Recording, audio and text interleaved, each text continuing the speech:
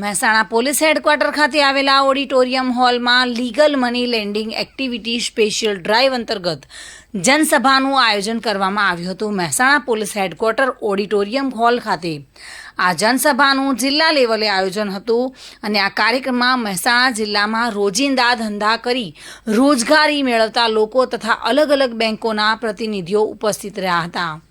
કાર્યક્રમમાં મહાનિદેશક અને મુખ્ય પોલીસ અધિક્ષક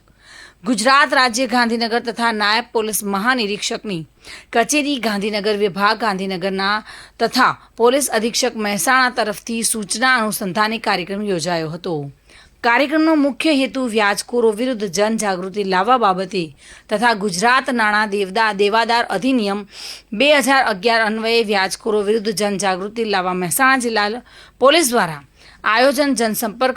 સભાનું આયોજન કરાયું હતું. આજે મહેસાણા જિલ્લામાં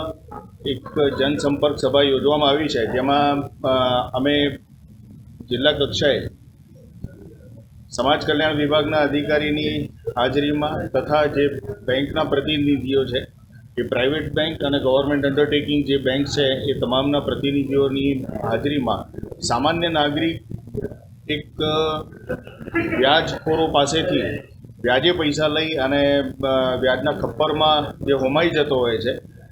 એમાંથી મુક્ત થવા માટે અને એનાથી દૂર રહેવા માટેનું આજનો આ કાર્યક્રમનું આયોજન કરવામાં આવેલું હતું. ગૃહ વિભાગ તરફથી વ્યાજખોરો વિરુદ્ધમાં જે કાર્યવાહી કરવા માટે ગેરકાયદેસર રીતે લોકો પાસેથી 12%, 15%, 20% વ્યાજ જે રીતે લઈને અને સામાન્ય નાગરિકને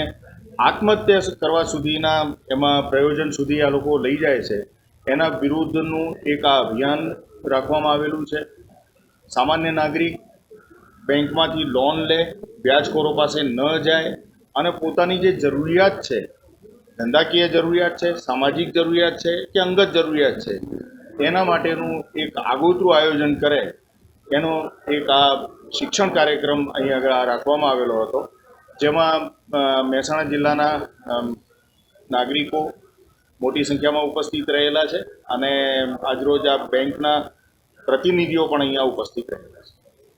વાયા મીડિયા થ્રુ સર જનસંપર્ક સભાનું જે મહેસાણા જનતાને શું સંદેશો પાઠવશે? મહેસાણા જિલ્લા પોલીસનો એક અભિગમ રહ્યો છે કે સામાન્ય નાગરિક સુખાકારી જીવન જીવે એના માટે જરૂરિયાત પૈસાની તમામ માણસોને હોય છે, પણ એ પૈસાની જરૂરિયાત માટે કોઈ પણ વ્યાજખોરો પાસે ન જાય અને વ્યાજના ખપ્પરમાં ન હોમાય, બેંકો પાસેથી જે નાણાંની જરૂરિયાત છે એ લોન પેટે મેળવે. અને એક સામાન્ય નિયમ છે કે વ્યાજખોરો પાસે જે બહુ મોટા પ્રમાણમાં વ્યાજ ભરવામાં આવે છે, જ્યારે બેંકોમાં